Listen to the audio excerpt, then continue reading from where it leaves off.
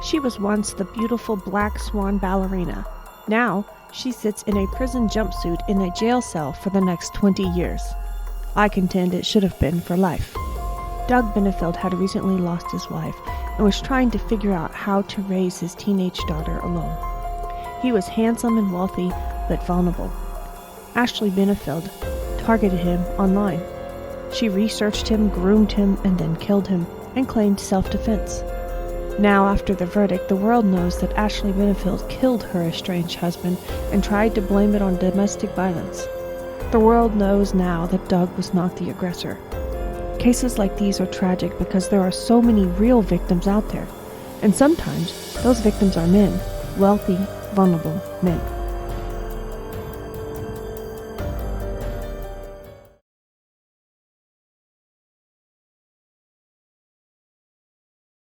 Okay, so tonight we're talking about the Black Swan murder trial.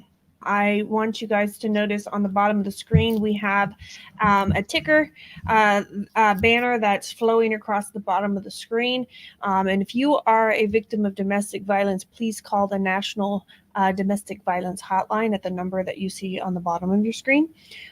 We will be talking about these things tonight. If you find it triggering, please be aware that this is the topic for the evening. If you are a victim yourself, please call the number. We will talk about other services available. Cricket has a service for counseling that she's going to talk about later in the show. So we are trying to handle this as delicately as possible because we are 100% behind real victims of domestic violence. We are 100% behind them.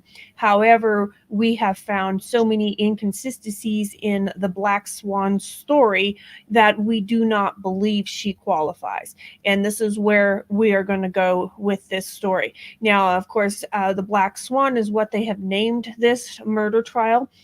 Because Ashley Benefield was actually a ballerina who actually portrayed the Black Swan in the famous ballet.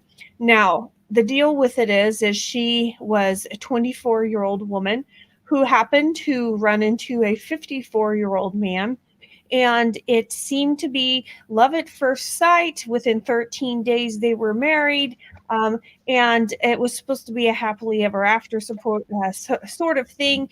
And we're going to find out that it had deadly consequences. And we're going to hear allegations of domestic violence. We're going to hear allegations of abuse of a child. We're going to hear allegations of all sorts of things.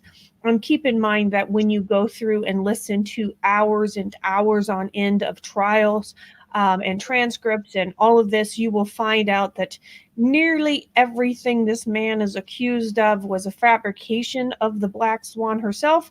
And you'll find out that there were some things that were problems, but for the majority of the time, this is something that Ashley Benefield created. And so what happened here? We find out at the start of everything that Ashley Benefield went to a political event. Now, she went to this political event. She had her eyes on Doug Benefield. Now, Doug Benefield was a Navy veteran. He is also pretty well off, and he also was very intelligent, had all kinds of patents, and did all sorts of things. So he was quite the catch. Now, he had just lost his wife of many years, 9 months before. He had a 15-year-old daughter. They were in the grieving process, and he was struggling through how to become a single dad, how to become a parent to a 15-year-old girl, a single parent to a 15-year-old girl. How is he supposed to get through this?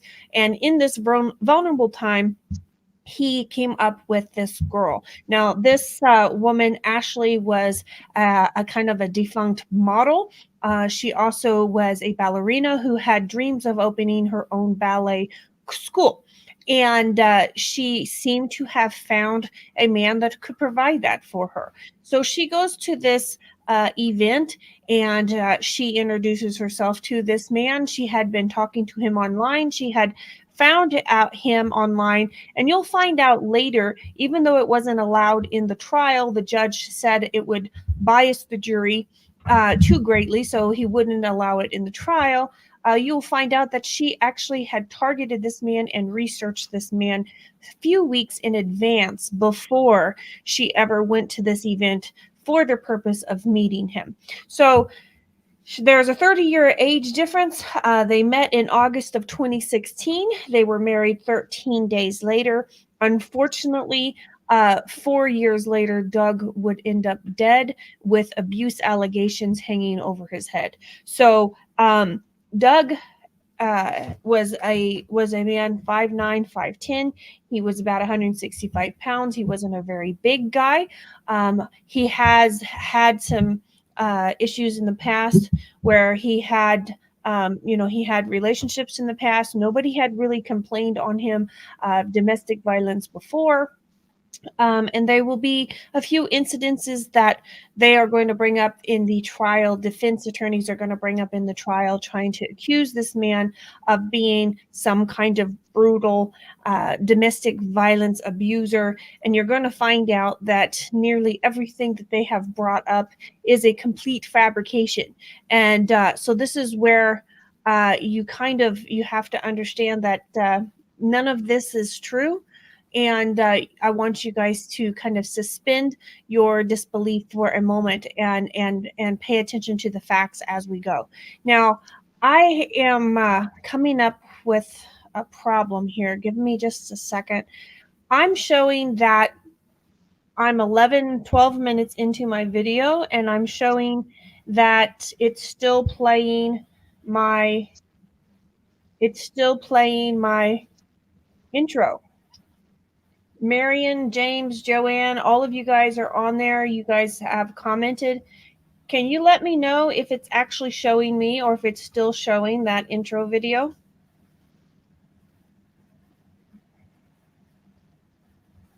Well, I'm on the YouTube channel, and I can see you now. Me too. And all the comments. Okay. Yep, me too. So you can see me. Okay. Because in the little it says 7:13 here. Okay. In the little clip, it's showing the intro video still playing, and I'm like, after 12 minutes, this is no. That's not. All right. Well, I just want to make sure that I'm not talking to error and I need to restart. So if you can still see me talking, okay, great. We're good. Okay. Sorry. I just want to make sure everybody can see what we're talking about. Now, this is a very disturbing case where you have a 24-year-old woman who has found a man who has plenty of money, who has some political pull, who has some power, and she is wanting a specific things in her life. She's wanting to have a child, and she's wanting to start a ballet school. Now, this man falls head over heels for her. He will do anything for her. He's trying his best to make her happy. And so he goes and he has had a vasectomy. Now, he has this vasectomy for a while. And this was the way he was gonna, he wasn't gonna have any more kids. He was done. Well, he marries this young wife. She wants to have kids. He's not capable, so he goes through the process and the surgery of having that reversed. Now, it's not necessarily the most simple procedure. It's not the most comfortable procedure, but he goes through it anyways, so she can have a child. And so a few months later, she ends up pregnant. Now, she ends up pregnant. She has fibromyalgia and some other conditions. She's having supposedly she's sick, and she's supposedly having a difficult pregnancy. And so she decides she wants to move back home to Florida to her mother. Her mother can help her during the pregnancy. Well, Doug doesn't really care for this. He doesn't really want this, but he's wanting her to be okay. He's wanting his child to be okay. And he is busy with work and all of the things he's doing. And he doesn't feel like he's capable of helping her 24/7 the way she needs. So he agrees. He helps her pack up a few things, and he literally drives her and delivers her to her mother's door. Now, I have all kinds of sarcastic comments. We can talk about that, but right now I'm trying to get through the case overload. And So also, the overview. she married him, was it what, 13 days after meeting him? Yeah, she married him 13 days after meeting him, and then she starts making her demands. She wants, she had a, she had a, she had a cruise scheduled, so she wanted one of her friends to go with her, and so he paid for her friend to go, and you can see the first few months of everything. It's like he's paying for this, he's paying for that, and then she comes back and says, well, he wouldn't let me work, and I'm like, that's convenient. So basically he's funding her daydream, but he's also requiring a relationship. He's not, you'll find later on in this whole situation, it is almost as if she wants a bellboy. She wants someone she can ring a bell and he helps to and says, what can I do for you? She doesn't want a relationship. She doesn't want the responsibility. She just wants what she wants, and she wants to do whatever she pleases whenever she pleases. And this isn't the style of relationship that this older man was wanting. This is not his style of a relationship. And so you'll find that he has over and above, gone over and above trying to please this woman. So she moves back to her mom's house. She says she's sick and she's having a difficult. There was no medical evidence that she was having a difficult pregnancy. She was just sick a lot, and she wanted her mom. So instead of her mom moving up from Florida to, was it North Carolina, I believe, instead of her mom moving up, he moves her down there with the intent of when she has the baby, she's coming home. Well, while she's in the middle of all of this, she decides that she's going to, while he's in another state, still working, doing everything he's trying to do to make a family. While she's pregnant, before she even has the baby, she files an injunction to keep him away from her. And to keep him away from their unborn child and try to take his parental rights away. She claimed that he had tried to poison her. She tried to file this injunction claiming domestic violence, and her evidence was the fact that he tried to poison her. Now, this poisoning, so-called poisoning, was the fact that on her birthday, he sent her a gift to Florida, to her mom's house. And this gift was a tea set because she liked to drink all kinds of hot tea. So there was all kinds of tea and a little tea set. And she claimed that he was trying to poison her because that tea set had heavy metals in it. So it wasn't that he was trying to poison her with strychnine or trying to poison her, overdose her on her pills, or trying to feed her, antifreeze. He was trying to poison her with heavy metals. Now, to me, it doesn't matter what case you're listening to, what trial you're studying. There's always one little soundbite in every trial that kind of sums up the entire concept of the trial. And to me, that sums it up. She is going up against this man. She basically wants him to give her a child. She wants him to pay her way so she don't have to work. She doesn't want to live with him. She doesn't want a relationship with him, but she wants him to give her all of these things. And so she tries to do this. And her first attempt out of the gate is, he's poisoning me with heavy metals. Now, I hate to tell you people this, but all of you that are watching, I'm assuming most of my audience is pretty intelligent. But out of all of the cases that I have studied, and I've studied over 300, I have written about 300, I've studied closer to 500 cases, not one poisoning was actually due to heavy metals. If you want heavy metal poisoning, you just keep eating processed food. All processed food is going to have some heavy metals in it. And so the fact that he gave her some tea, and those tea bags may have had something in them, it's just asinine, if you want to know the truth. And asinine's not a good enough word, but I try my best not to curse. But here's the thing. That is the first time out of the gate. Now, over the course of time, she's going to file for 5 different injunctions trying to claim domestic violence on this man, and every single time the police investigate. This is not something where you hear of domestic violence victims that are trying to get help and nobody will listen. Well, this is not the case in Ashley Benefield's case. She actually gets attention and the police investigate. They drop the case. She gets an injunction. It goes all the way before the judge about this whole poisoning incident. And the judge throws it out and says there isn't one shred of truth in this woman's statements, and throws it out. So it's not that this woman is a battered woman who is fighting and nobody will listen. They are doing their due diligence. She doesn't have a good enough story, and she's not credible. And so 5 different types of things she tries to pull on this man. Now, she finally has this child.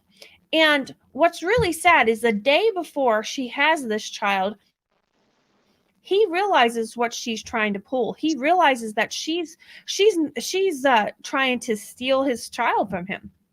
And he's in another state. So he files through his attorney and he says, he files to make the court force her to let him be a part of the child's life. And he wants to be there when she's born. Well, by the time this happens, the next day, she was already going in to have her labor induced, even though it was a few weeks before her due date. So she goes in the very next day, has her labor induced, has the child, does not tell the father. The father finds out that his daughter is born 6 weeks later after she's been alive for 6 weeks, when his estranged wife starts filing more complaints. So she files more complaints, and in these legal documents, he hears references of an infant, and he's like, I guess my child has been born. So this is how this woman is operating. She's constantly trying to push him out.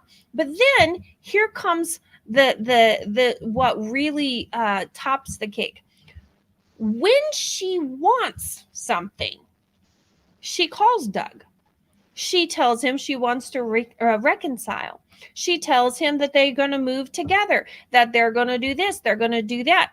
And so there were many, many incidences where she ends up calling him. They end up doing things together. They end up, he thinks that she's going to reconcile. All the while, behind his back, she is constantly filing these injunctions, or these documents, trying to say he's abusing her. She's constantly trying to create a narrative that this man is an abusive man. So I guess that's a basic case overview. I'm like, there's so much to talk about. Basically, this continues to the point where all of a sudden she decides they're going to move to another state. And her grandma had passed away, so her mother had inherited a house in the state, and she claimed she was going to move to that state because once she's in that state for 6 months, she can file again to get full custody of the kid. Okay, so I'm sitting here going, which one is it? You're either moving there because you inherited a house, or you're moving there because you're trying to steal this kid from this man. Which one is it? That's too much of a coincidence to say, oh, both of those things happened at the same time. So to me, it's like, okay, you have this plan. You've used up all of your resources here. The judge is not going to help you. The judge has practically written you off because of all the nonsense you've pulled. And so we're going to move. So she tells this man she's going to move. She tells this man she's going to move here. She tells him specifically where. He says, okay, I will move to that state. I won't move in with you. I will move into that state nearby, so we can have joint custody of the child.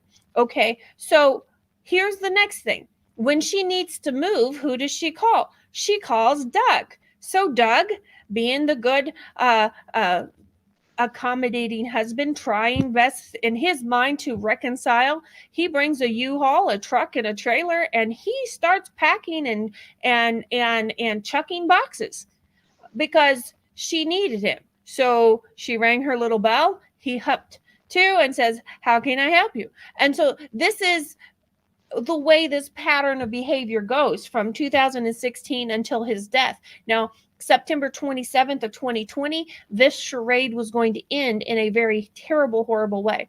She says she calls the cops, and she goes to the neighbors who calls the cops for her. She said that that there was an incident and that they got into an argument and he blocked her way so she couldn't get out of the house. She said that she ran to the bedroom where her gun was, and he lunged at her and started to attack her. So she shot him as he was lunging towards her, and then she ran to the neighbor's house, and the neighbor called 911. Unfortunately, when you get to the trial, you're going to find out that he has some very unusual wounds.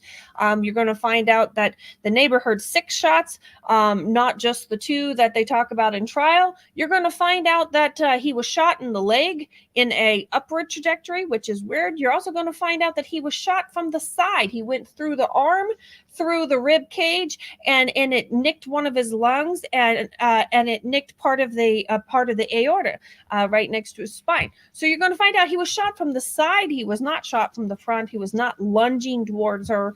So we're going through the trial and we're finding all these things.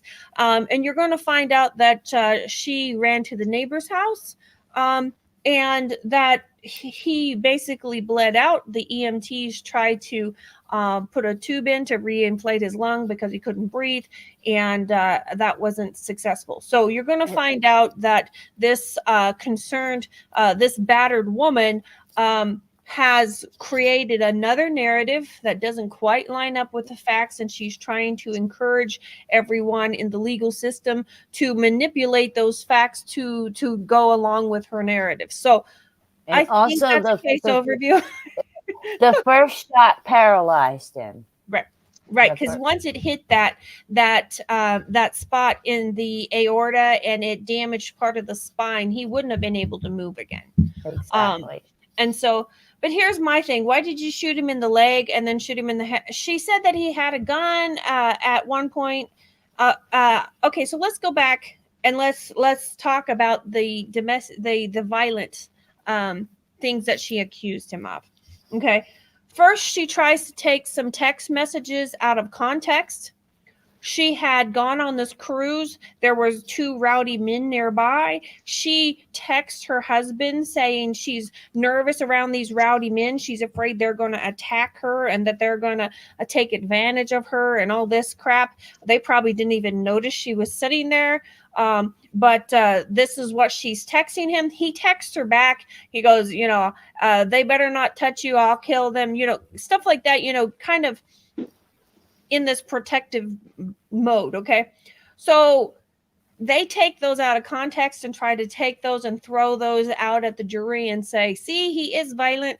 He was thousands of miles away or hundreds of miles away from his wife. She was on a cruise ship and there were 2 drunk, rowdy men that she had convinced him by text message they were going to take advantage of her.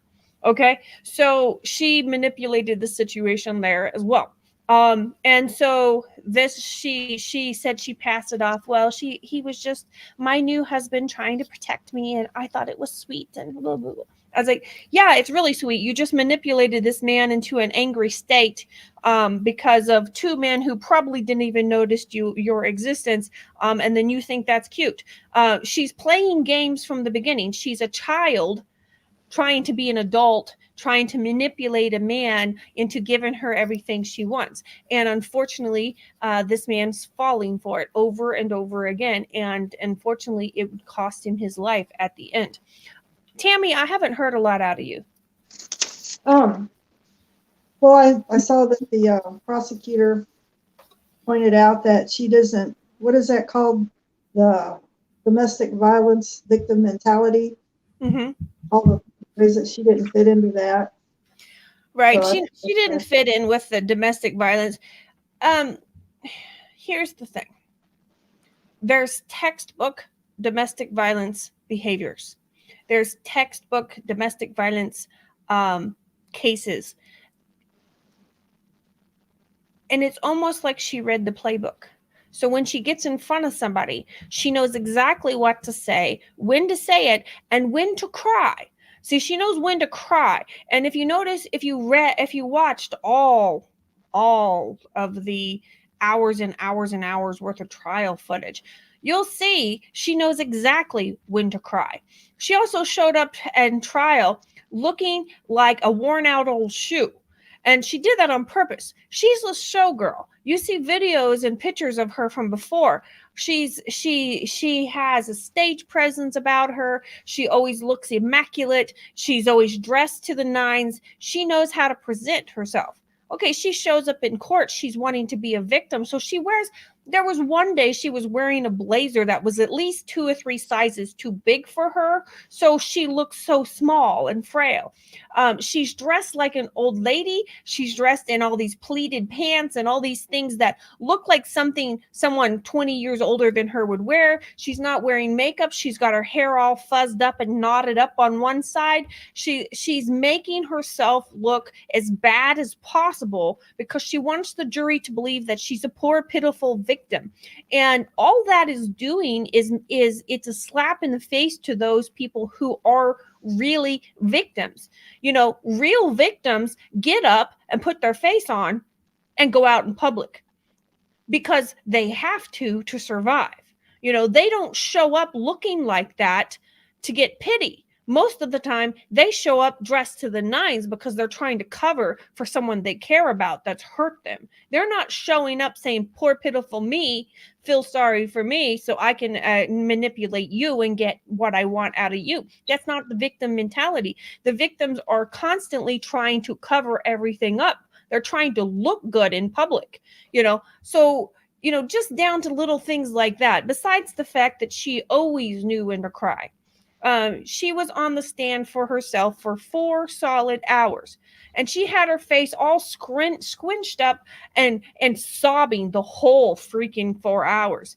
Whether she was talking about when she got married or when she was talking about they waited several months before they had their big wedding party. Basically, they had their reception, and so whether she's talking about those things, this man gave up the rights to some of his patents and sold some of the rights to his patents and things to build this multi-million-dollar project of having a ballet school for her. He built it. They did this big launch. They did all of these things, and he literally put up his future royalties to these patents that he had to pay for it. And of course, it was like everything else, unless somebody was going to do it for her, it wasn't happening, and it eventually fell apart rather quickly, actually. But when she's talking about that, there's no need to sob. When she's talking about, the happy times, there's no need to sob. When she's talking about the big parties that he threw for her for their wedding reception, there's no need to sob. But she had this face created that she wanted to show the jury, and that's what she was going to show. And she held that for 4 solid hours. I mean, you talking about Amber Heard, she at least had different faces to show. Of course, we all know the stung by the bee face. Sorry, couldn't help myself. But my thing is at least Amber had more than one face to show. But this is where I get upset, because here's some basic things that she tried to accuse him of. For one, she said she found some old cell phones and devices of his wife. See, his wife had died 9 months before of just suddenly of a heart problem. Their 15-year-old daughter had walked into the house and found her mother dead. So this was extremely traumatic. Nobody was prepared. Nobody, there was no inkling that this woman was going to go like this. And so he still had some of her things around the house. I mean, he hadn't gotten rid of her stuff. He hadn't gotten rid of the pictures or cell phones, everything. I mean, they were kind of in a box out of the way, but he hadn't gotten rid of anything. Okay. So she is going through his stuff. She finds the wife's cell phones, and she claims, and they bring it to trial without proving what it actually is, that there was text messages on these phones that proved that he had abused his first wife. Now, his wife had never come forward of any claims of violence or abuse. There is nobody claimed Nobody around him had ever been abused. No previous girlfriends had ever been abused. The child in the home was a well-rounded, well-adjusted teenager who never felt any abuse between her parents. It doesn't matter how good of an actress you are as a mother. If you're being abused by the father, the child knows. They may not know the detail, but they know that there's a problem between the two. And so none of that was happening. And so this is where you find out, okay, what exactly did she say she just did? Okay, so she brings these things to court and says, here's some screenshot of some text messages where he is basically apologizing to his former wife for hurting her. Okay. For one, they'd never proved that those text messages came from a phone that belonged to the deceased wife. For two, they never claimed, there was no phone companies come forward to say, yes, that was on the phone number assigned to here to there. They didn't validate anything. They just threw these allegations up there and let them poof out to the wind. That's the way all of these things she throws up. It's like she throws them up and the wind blows them away. And this is the way it is. Her whole defense was this game of throwing crap in the air and see what sticks. And this is where I was talking to one of you girls, can't remember which one it was. So she just said that she found evidence of text messages between husband and wife that claimed of domestic violence abuse. So I'm like, okay, stop. Think about that. What did she just say? She was digging around in her husband's stuff that she knew belonged to her husband's deceased wife. Okay. So for one, get your butt out of that stuff. That's none of your business. Girl, suck it up. You need something else to do. This man has obviously been with another person before you, and you need to be adult enough to handle that. Okay. She wasn't, obviously. So she's going through his stuff and his deceased wife's belongings. So to me, I'm sitting there going, that's crossing the line to begin with. Okay. But then she goes, and what does she have to do to make that work? Okay. So that means she went into his things, his deceased wife's things. She dug around through his deceased wife's things. She brought out devices. Now, you can't tell me those devices were still working and operable because it had been 9 months since she was buried. So she took those devices. She found chargers for those devices. She allowed those devices time to charge up. And then she started searching through those devices. Now, does that sound like a victim mentality to me?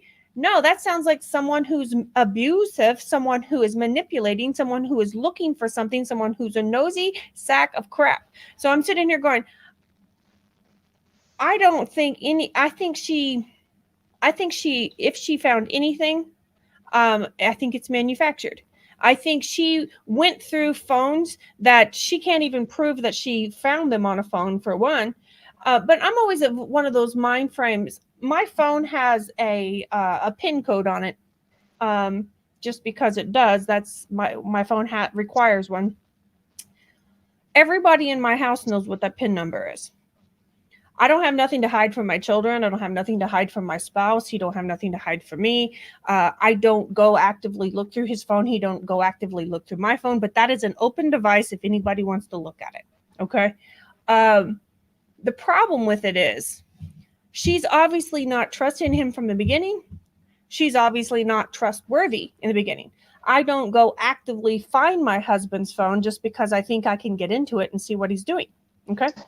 So to me, that shows her manipulative behavior. Okay. Then you've got a 15-year-old kid and you've got a new stepmom who's 9 years older than her. There was a lot of contention in the house, and she was constantly ragging on her husband, trying to get her husband to punish and discipline his daughter because his daughter was having problems with her stepmom. And so there were several incidences where she claimed he got violent with something. One incident was she said that there was a deal with a shadow box that she had made for her stepdaughter, which I think is okay. I don't usually make gifts for my kids. They make me gifts. I usually buy them gifts, but she made a craft type gift for her stepdaughter. And that stepdaughter used the frame of that gift to put something else in. And that ticked her off. So she spent hours on the drive home ragging on her husband, saying, you need to discipline her. Complete total meltdown, rag on him for the whole drive, all the way back in. She said that he had a gun on him, which they both carried guns all the time, and that he kept telling her to just stop. We'll think. Let me think. Stop. Let me talk. Let me figure this out. Stop. Kept asking her to just back off a little bit and let him handle it. Let him figure out what to do. And then she claims that he got so angry in the kitchen that she never did stop ragging on him, that he pulled out the gun. And one instant she said that he threw the gun at her, and another instant he said he shot a hole in the ceiling.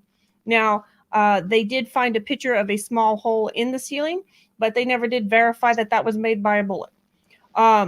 And the very next day is when they had their big wedding reception, and you got pictures all over the place. She's happy as she can be. She's cuddled up to her husband. They are just happy honeymoon lovers. So the prosecution, rightfully so, she jumps in and she says, okay, so you were scared to death of him the day before because he supposedly threw a gun at you, or he shot a hole in the ceiling. But then the next day you're all happy as can be, and you are loved up on him like crazy in all these pictures. And so, Tammy, how many times have you heard of anyone throwing a loaded gun at somebody that they're angry at? Nope, I haven't heard of that. But I also wanted to point out, too, that whenever she was living with her mom in Florida while she was pregnant, she trusted him enough to come down there and pick her up and take her back to South Carolina to get some of her items. So she wasn't afraid to do that. And supposedly, she must have been feeling pretty good to, during, she was supposed to be so sick while she was pregnant and everything, but she felt good enough to go and get her stuff. And she wasn't worried about him then either. Yeah. She wasn't worried about him anytime she wanted him around. It's like all these things that she claims that he did. To me, I'm sitting here going, you ragged on him for hours and hours and hours, and then you say that he did this, but you can't verify it. And so I'm sitting here going, don't rag on him. Let him go. Let him stop and think for a little bit. Let everything cool down. Back off, be an adult, and let him figure out what he needs to do. For one, stop being so. I'm like, for one, it's a craft project in a shadow box. The child wanted to use the shadow box for something else. So she kept the craft project. She just used the shadow box for something else. And that was enough that she was going to rag on her husband for hours. And then she was going to demand that he discipline her because she used the shadow box for something else. And I'm like, it was a freaking craft project. Get over it. That sounds like provoking behavior. It is.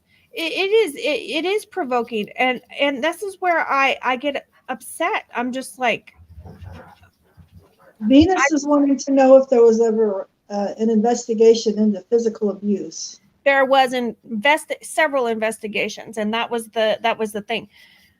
She will actively tell you that he didn't hit her until the night that she killed him. And then she's got some very specific things that she said he did, and then she's got some very suspicious so-called bruises that show up 2 days later. So we'll get into talking about that. So no, he never physically hurt her at all. She said that at one point he threw that gun and shot into the ceiling, and that she was intimidated by his gun. And yet she made an open showing, bragging about the fact that she carried a gun in her bra, to the very first event that they met at that political event, and elsewhere. They were they are gun people. They had guns around the house. They had guns on their persons. They both knew how to shoot proficiently, which I think is interesting, because how does John Wick shoot somebody? He shoots them in the knees, they drop down, then he shoots them where he wants to. Making a joke there. But this is like, I have seen so many victims of domestic violence. She just doesn't line up. She does not line up. And this is where, and this is the reason why I, did the police ever investigate any sort of domestic family abuse? Absolutely, Venus. She tried this 5 times. She tried to put 5 different injunctions on this man. The police investigated all 5 times. It went all the way to a judge, and the judge threw it out, said there wasn't a shred of truth in this woman's statements. So it's not that this is a woman that was a battered, abused woman, physically or mentally. She's not mentally abused at all. So this is not a battered woman syndrome. This is not a woman who was a victim and nobody would listen. These people were actively investigating, and every single time the cases would fall through. So let me tell you what happens. Finally, what happens is she realizes through the court system in Florida, she's not getting anywhere. She is not going to be able to keep this man from seeing his child. When it finally gets to that point, the judge throws everything out, and she even states on the stand that she knew the judge wasn't going to help her anymore. They demand that the man gets to see his child and gets visitation, which rightfully so. He should have already had visitation. This child's a couple years old by now, and he's not got to spend any time with his own child. She decides, instead of letting him have visitation alone like he's supposed to, she decides, oh, hey, well, why don't I just come with you?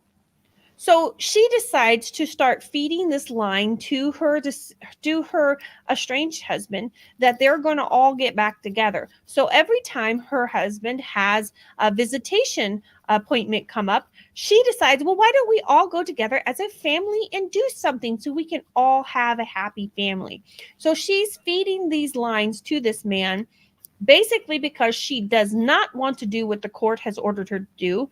She does not want to give this man rights to his own child, no matter what. So she's leading along this lie that she is going to allow him to have visitation rights. She's not giving him visitation rights because she is there at every visitation. So she's going to go along with him. She's feeding him these lines that they're going to reconcile along the way. In the meantime, he finds out that she's dating another man. So he files for divorce. Now, here is where I really get really angry. So this man finally is ready to give up. He's finally ready to say, no, I'm not going to be the second man in your life. You're going to either choose me and our family or this other guy. She starts pushing the reconciliation even harder. So she's going to move off to this other state where her mom has inherited a house. Behind the scenes, she's talking to her attorney and her therapist and all these people, saying that he's vindictive, he's horrible, he's all these things. And I'm going to move to this state because I know in this state, after being a resident there for 6 months, I can apply for full custody of my daughter and he can't do nothing about it. So is she going to this other state because she inherited a house, or is she going to this other state because she's wanting to steal this kid from her dad, from his dad, or from her dad? And so I'm sitting here going, it can't be both. I think it's a convenience that they happen to both be at the same time.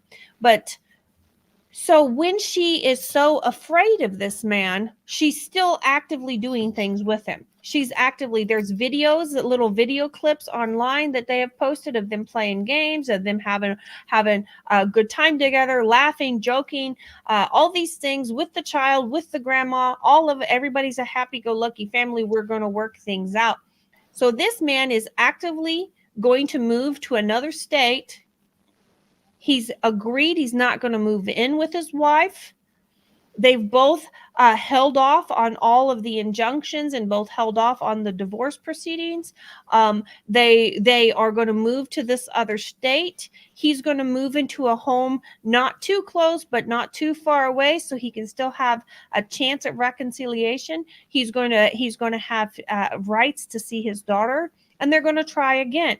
This is in his mind. In her mind, she plans on going to this other state. She's going to start the legal proceedings over because she's run through all of her legal proceedings in Florida. So she's going to try again in this new state, and she's going to cut him out for good. This is her plan. Well, 3 days after September 27th, on the 30th, this is when the judge has a hearing, and she is going to be cut out officially. They are literally going to tell her she cannot have her injunction. She cannot have sole custody rights to this kid. You cannot prove domestic violence against this man. There's no legal reason to take this child away from its father. Okay, that's what's going to happen on the 30th. Well, they get to moving. She needs to move. She's got to pack boxes, and this is too much for a princess to do on her own. She's got to have a man around to pack these boxes, okay? So she calls the one guy who will jump and run when she calls. And so he does. He comes with a truck, a U-Haul trailer, and he starts packing boxes. Well, herein comes the problem. Just so happened it's time while she's there packing boxes. She's called the man that she's so afraid of to come help her pack boxes. He has come in and out of this gated community helping her pack boxes for days. Okay. This is several days ongoing. This isn't just a one-time deal. He's showing up. She has invited him and allowed him in over and over and over again. So she's not scared of this guy. Okay. She's not scared of him. So she says that the concept was she wanted to pack her stuff separately from his stuff because she wanted, they were moving separately. Supposedly he started packing things all together in the same boxes, and that upset her. She said something about it. He flew into a rage, ticked off, and he started yelling at her. And she said she just wanted to quit for the day. He wouldn't quit. She said that she tried to go out the front door and he blocked her way. So she ran back to the bedroom, and there she ran to the bedroom. She had a gun. He came in the door in a rage, said he didn't even look like himself, and he lunged towards her. So she started shooting. Okay, here's my question. This man hasn't been in a rage for days. This man supposedly packed his stuff along with yours, and that was what the argument was about. But wait a minute. You are moving out of your mother's house where you have lived with your mother. You have not lived with your husband for years. He don't have no stuff there. What the heck are you talking about? He can't pack his stuff along with yours because he's not living there. You haven't allowed him to live there. You only allow him to come in when you want him there, when you need him to chuck some boxes for you, instead of just getting off your butt, packing them yourself and chucking them yourself. So we won't get into that argument yet. So right there is the very first thing that doesn't make sense. For one, she just so happened to send her mom and her daughter, her child, off to the park.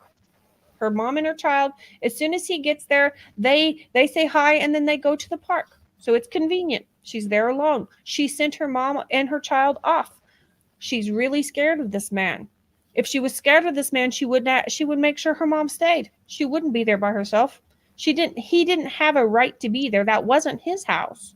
So she was away from him. She had already escaped from him before. There was no reason for him to be there other than she asked him to come several days in a row. And this is what, that's the very first thing you notice that doesn't make sense in this, okay?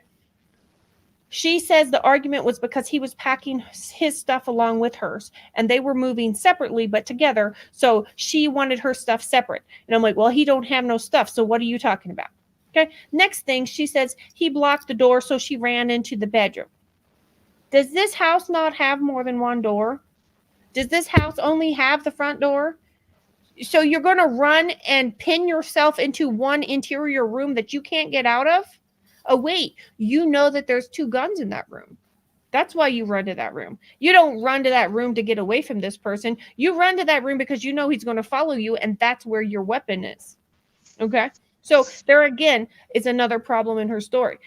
Then you take into account that he was shot in the leg, and she said that he lunged to her, and she shot, and he kept coming, so she kept shooting. Okay?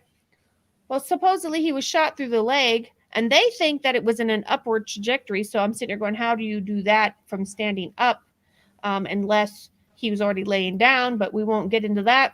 Then she shoots him, and it goes through his arm, through into his lung, and it clips his lung and his aorta and his spine and all of that. So if he's coming at you, how do you shoot him? Through the shoulder and through the arm from the side. Okay, so there are some basic questions in her story, and you can listen to the hours and hours and hours on end of trial if you want to. If you are like me, you'll listen to them on double speed because you're like, gah, and then they'll send the jury out. This is another tactic that she found was really useful in her trial. She would break down into an emotional fit, okay? And then they would have to send the jury out, okay? And then so she could compose herself and then bring the jury back in. Well, that's a tactic to influence the jury to feel sorry for her. Now, this is one thing. You can actually watch it this time. In one case, she breaks down. She only breaks down when the prosecutor starts asking hard questions that she don't have the right answer to. So she starts getting in this defense mode and starts breaking down every time she knows if she answers the question, she's going to get herself in trouble. So the prosecutor is asking her why things don't line up with her story. Well, she gets all defensive. Oh, he was going to kill me. And then she has her little meltdown fit. They send out the jury. Okay, now tradition says that when the jury comes in and out, and when the judge comes in and out, you stand. Okay, that's a custom that we've had forever. Okay. Problem is if you're having an emotional meltdown and you're bawling, you got your head covered on the witness stand and you're sobbing so hard your chair is shaking, which is ridiculous. You're sobbing so hard your chair is shaking, but you're going to stop and stand so the jury can exit and see you. And then she goes back down and collapses again. So if you're really having that big of an emotional upheaval, are you going to stop your ball bag fit long enough to stand up and dismiss the jury? No, most of the time you're still sitting there with your ball bag fit. They walk out and then you compose yourself and they come back in. Okay. So why did she still stand? She stood in her shirt that was way too big for her, making her look small and frail and feeble. She stood there. She made sure and stop her fit long enough to stand up and dismiss the jury so they could see her full on before they walked out. Okay, so there's so many things in this case that you're like, yeah, and also with her hand movements, she was pretty much replicating dances that she's done. Yeah. And then she says, so to address the question. Oh, let me follow up with that, and then we'll talk about everyone's asking about any kinds of physical abuse. So the prosecutor, only thing I didn't like about the prosecutor was she had blue eyeshadow all the way up to her eyebrow, and I'm like, what? Come on, lady, why? So I was a little distracted. I'm sorry. I was looking at it and I'm like, I like blue eyeshadow too.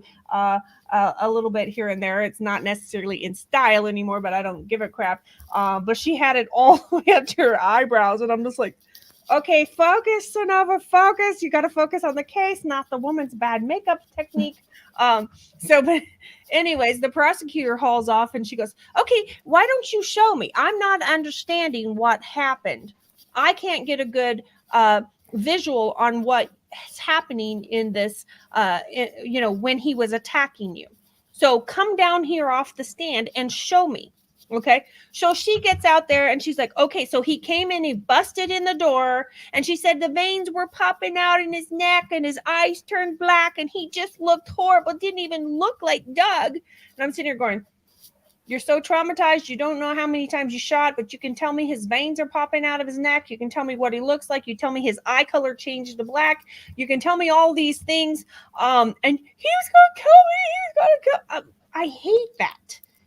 Just because you're stressed and you're a woman does not mean you have to get all high-pitched and whiny. Sorry, I get a little testy with that. But here's the thing.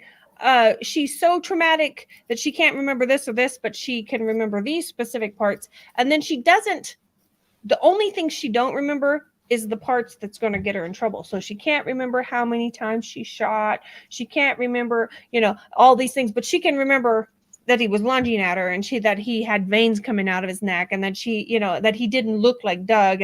She said he got him in a fighting stance. And so she stands there and she actually does, like, I think it's first position where your toes are crossed like this and your hands are like this. And I'm like, my daughter was ballet. So I'm like, I think maybe that's third position. I'm not sure. It's either first or, it's either first through third position, So she got her hands out like this and her fingers tipped in like this. And she's like, he got in a fighting stance. And the lady goes, a fighting stance? Yeah, like a ninja. And I'm like, right, like a ninja, with black eyes and popping veins. Okay, let's go. Let's see. And she goes, well, and she said his arms were going about. And she's like, well, what was he doing with his arm? Did he have a fist? Was he, trying to come towards you? She goes, I don't know. His arms were just doing like this. And she had her hands open like this. His arms were just doing like this. And she goes, so he comes in like a ninja. And he comes in and he's in this stance, a fighting stance, and he starts doing this with his arms. And she's like, yeah, that's what he's doing. And everybody's like, yeah, he could have given her a karate chop to the neck, and that wouldn't be the end of her. I was like, yeah, that makes a lot of sense. And so she shot it in the side. That makes a lot of sense. Exactly. But then I also, and we're laughing, but it's not funny. But if you go through and you listen to all of those details, there was bullet hole. Her 45 is what she shot him with. There was a bullet hole about this far from the bottom of the door facing, okay? About this far. I don't know, about that far from the door, the actual trim on the door, about this far from the ground, okay? And it went through the wall, through the cabinet that was on the other side of the wall, through that door in the cabinet, and out across the doorway of that other room and into the trim on that door. Okay, so it went all the way through. If this man was up here attacking you, why are you shooting down there? Now, to make it even more damning evidence here, when that prosecutor said, come down here and show me what he was doing. So she's flailing about like this. She said, okay, where'd you shoot? She's like, I shot like this. She pointed the gun down. So did she shoot him because he was attacking her head on? Or did she shoot him after he was down? Because see, you get shot in the leg, you go down. Only Rambo can keep running and tie it off and steer it with a hot iron and sew it up with a needle and thread. And only Rambo can do that bull crap. And I guarantee you Stallone can't do that. But you go down. And here's what's really unusual and interesting. They can't give you the perfect bullet trajectory through the chest. They can't tell you because it almost looks like it went through the shoulder and came out the back. Or it could have went through the back and came out the shoulder. They can't tell you. The reason being is that man was still alive, trying to breathe. It clipped his lung. It clipped his aortic valve right there that goes right down in front of your spine. And it clipped his spinal column. So he was paralyzed. He couldn't breathe because his lung was collapsing and blood was filling up that chest cavity. So what did the EMS do when they got there? They jammed a tube in there to try to inflate that lung again, but it didn't work. And the problem is most of the time they will use whatever opening's already there.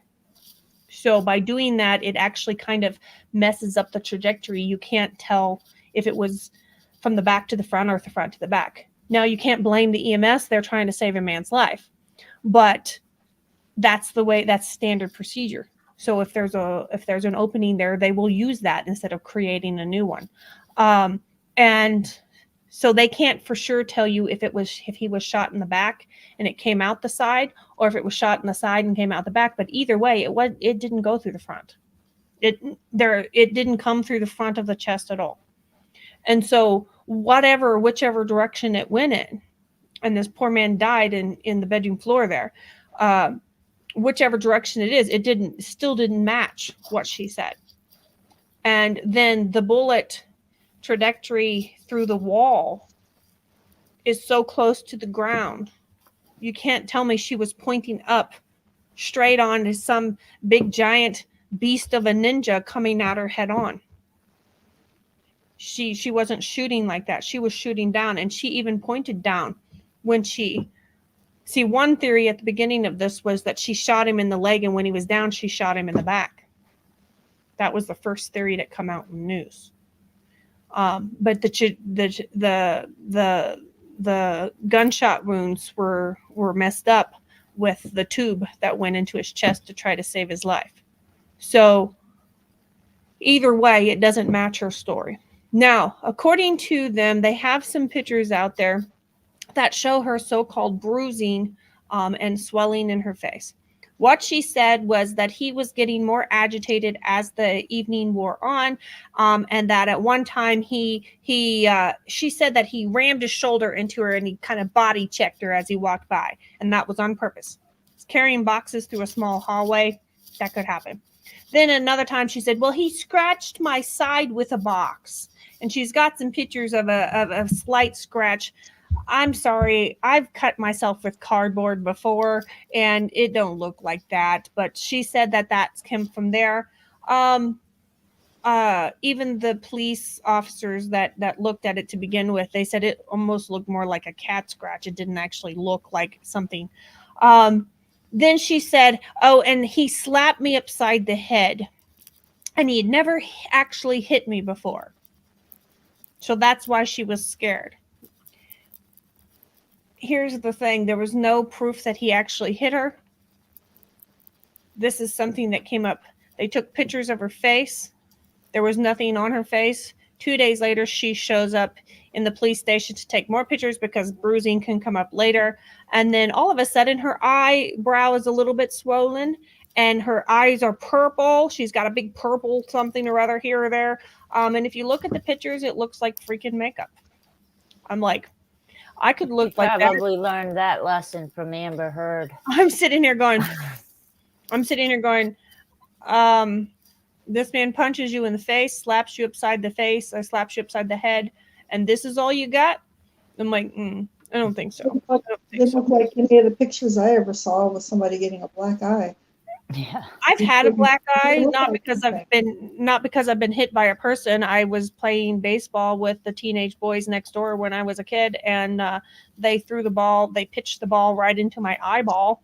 And I had a black eye then, and my eyebrow was swollen and everything was swollen, and I got hit with that. And I also had a big dog with a big head, and he ran off in town, and you have a leash law in town, so I chased after him and I grabbed him like this, and he reared his head back, and I got a black eye that time. So I've had 2 black eyes, and then another one of them look like that. But to me, you look at the picture and I'm like, that looks like purple eyeshadow. Yeah. I'm sorry, it looks like purple eyeshadow. And I'm sitting there going, and she put makeup on that day to go get her picture taken. Yeah, she did. Yeah, she did. She had nice foundation and all this stuff. I was like, what'd you do? Not put foundation on that? Because I mean, if you put any foundation on it, it would have covered that up. So there's nothing to show that she was ever actually hit by anything. Yeah. What really gets to me is here's a man who wanted to do the right thing. He wanted to be a dad. And you have this selfish narcissist who took him out, and now you have a child who does not have either parent. Absolutely. For what? Absolutely. Yep. I'm sorry. I agree. Now, Manning Baxter says, I'm sorry, but the exit wound is bigger than an entry wound. Absolutely. Yeah. Absolutely. Problem being is they damaged everything when they put their tubes in. But to me, it seems like And she I could don't have really. just bumped her head against the wall to get the one bruise. I'm sorry. You know what Well, I and mean? it didn't even look like a bruise to It me. I mean, it didn't. looked like makeup if you asked to. If you asked to. Um, uh, Venus says, I'm beginning to understand now. I was a little late. Sounds to me like I need to do more investigation on her. Absolutely. Manning Baxter says the exit wound is bigger than the entry wound. It absolutely is, and this is what I get upset about.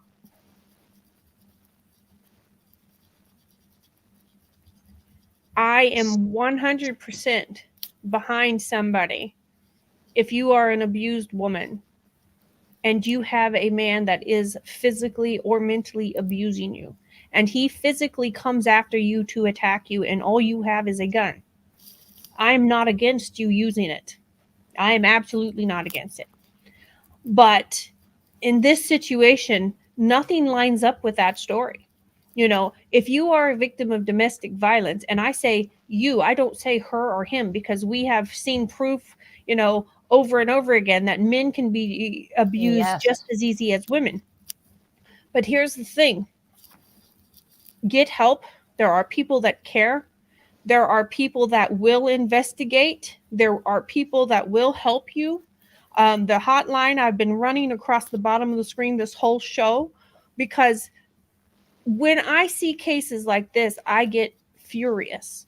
How many women, how many men, how many people have been brutalized mentally, emotionally, physically by the one person that they have given their soul to?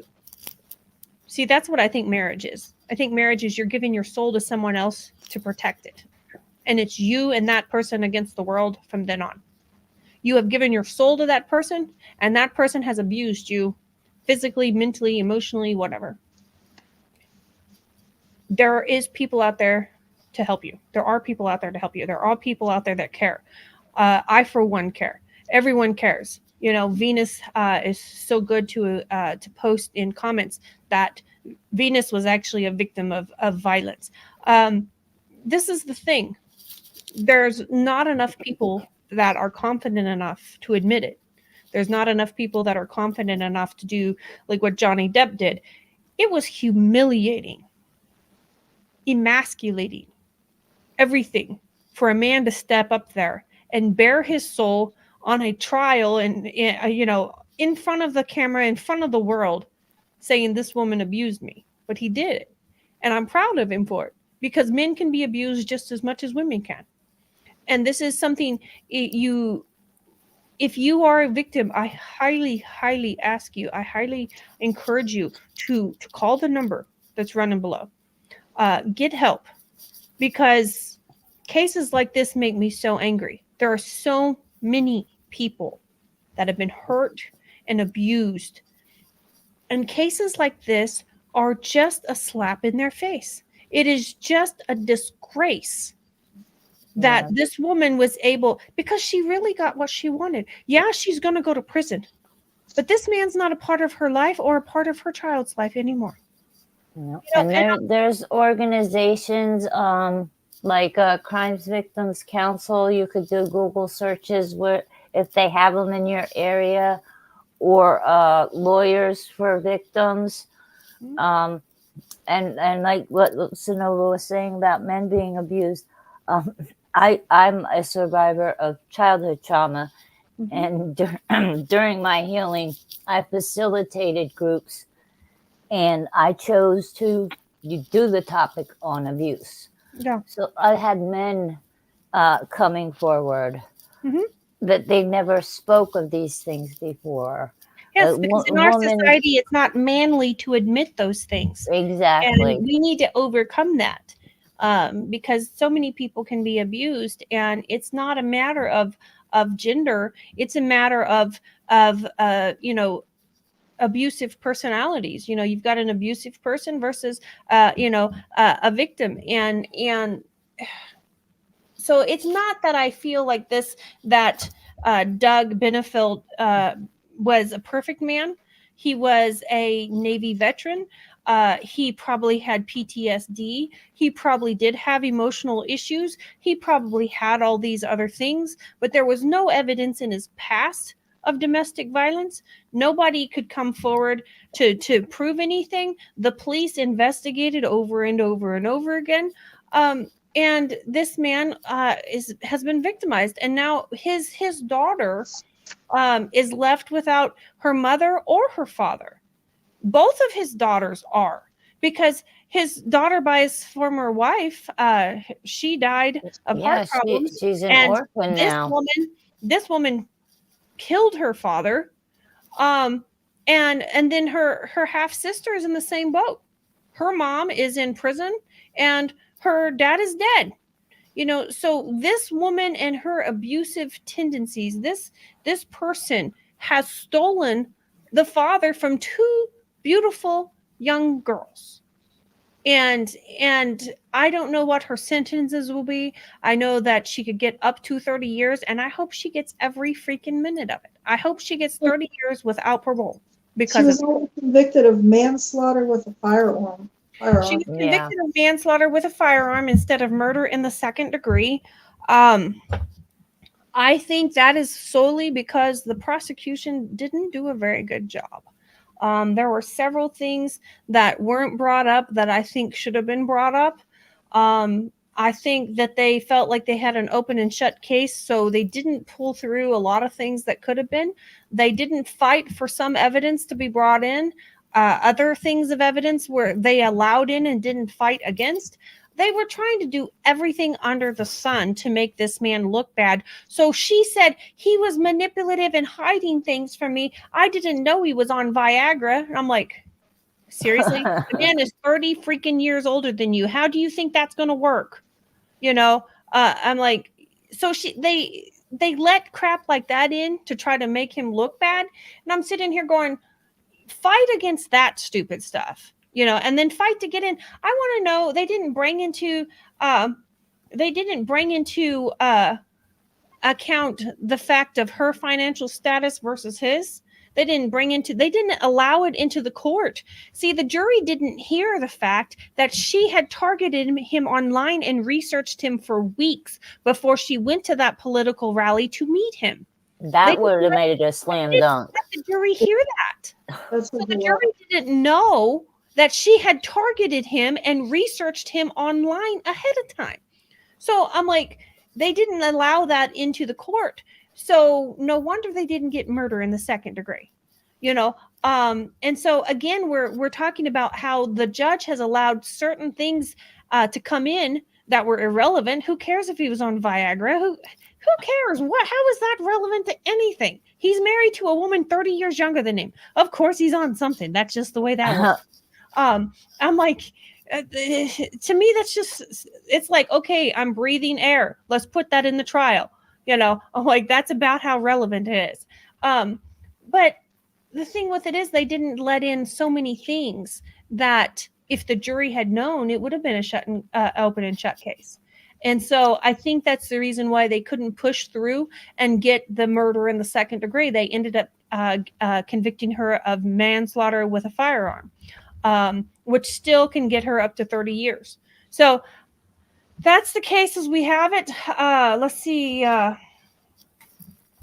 Marion Tate says, thank you for putting all of our stories out there and supporting the families, our loved ones. You all do such a good job. We thank you. And then it says, sorry you are. I'm sorry for what? I probably should be sorry for something. I am sorry. I'm kind of a sorry sack of crap sometimes when I get mouthy. I apologize. So, Marion, I don't know what I'm sorry for, but I will say sorry. I'm sorry. Sorry for something. I'm not sure. Sorry for being a mouthy sack of crap. There you go. Because I feel like that, because, it's not something to laugh about. It's not something to joke about. This man died and these children are without a father. And the system has been abused and misused. And all this money and time has been wasted when there's real domestic violence victims out there needing help. So, Marion, I don't know what I'm sorry for, but I'm sorry. I'll apologize in advance. I'm sure I did something stupid. So, So if you guys enjoy this content, make sure and share it. I appreciate all of your help. I'm trying to rebuild my audience. I had taken a break from true crime for a while, and now I'm struggling. I've got to rebuild everything, and I appreciate you guys sharing all of this and all the things you do to help me out. I appreciate it a lot. I do have one announcement before I get off of here. My audiobook has been approved and submitted through the system. I should have an audiobook for the Dawn of the Dixie Mafia book. I should have an audiobook available for that within a couple weeks. So make sure if you enjoy that book, keep an eye out. I'll be taking pre-orders and things soon. We'll do a whole book launch party and have some fun with that. So I hope you enjoyed this. Make sure and share it. And again, if you know anybody or you need help, you're a victim of domestic violence, make sure and get some help. Cricket, tell the name of there was a certain name that you said. Yes. Counselors. Crimes Victims Council. It's free counseling. For any kind of, if you're a victim of anything. It's free counseling. So you'd have to do Google searches to see if they are in your area. But there's also, crimes victims, lawyers that help victims to get compensation. There's a lot of things out there. Mm-hmm. Well, there's a lot of people that are willing to help you if you Yes. step out, and so make sure and reach out and get some help. There's all kinds of people that are willing to help you and look into your case and to help you, and you don't deserve it. I think that's the main thing I'd like to tell whoever's watching that may be struggling with this. You didn't do anything. You didn't deserve this, and so if you're being abused, you don't deserve that. You didn't do anything to deserve that. And you deserve freedom from that. And you deserve a life of peace and happiness. And so make sure and get some help. And I will see you guys next week. Make sure and check out my coffee affiliate link. Every time you buy a bag of coffee from Bones Coffee, it helps me make more videos for you. So I'll see you later. Bye, guys. Girls, you want to tell them bye? Bye, everyone. Bye.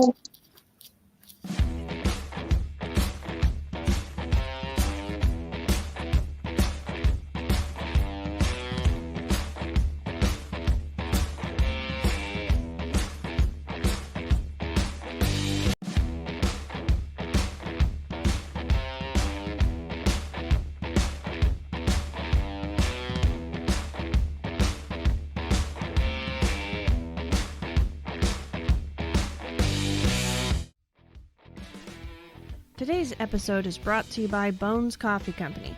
You can forget about boring coffee when you drink Bones Coffee. Not only do they offer a variety of flavors such as strawberry cheesecake and maple bacon, they are a family-owned company that puts great detail not only in their coffee, but in the artwork that comes on each individual bag. Bones Coffee has a coffee club that will deliver your favorite coffee to your door every month. If that wasn't enough, they also have some amazing swag to offer. Check out Bones Coffee Company today.